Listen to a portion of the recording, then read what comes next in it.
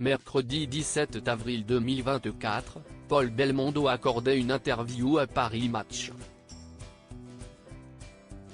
Dans celle-ci, le fils du regretté Jean-Paul Belmondo a révélé qu'il avait, à plusieurs reprises, reçu des signaux de son père de l'au-delà. C'est une disparition à laquelle les fans peinent à se faire. Le 6 septembre 2021, Jean-Paul Belmondo décédait à l'âge de 88 ans.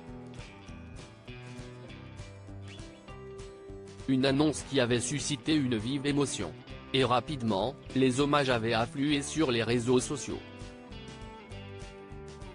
Une magnifique cérémonie avait été organisée aux Invalides en compagnie de plusieurs personnalités politiques, du cinéma, mais aussi des badauds, venus dire un dernier au revoir à leur acteur préféré.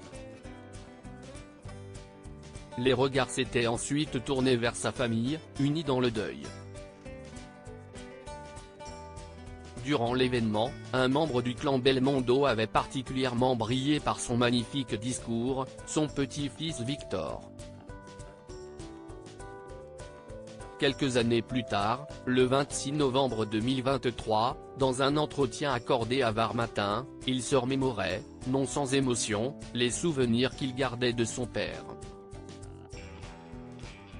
Mon père m'a transmis le goût du sport, de la compétition, des voitures, du risque. Mais il y a eu aussi le fait qu'il m'emmenait très jeune au Grand Prix de Monaco, et cela me faisait rêver. Ça faisait partie du quotidien avec lui. On avait l'habitude de le voir se suspendre dans les escaliers, à un balcon, mais on avait confiance, on savait qu'il était capable de le faire.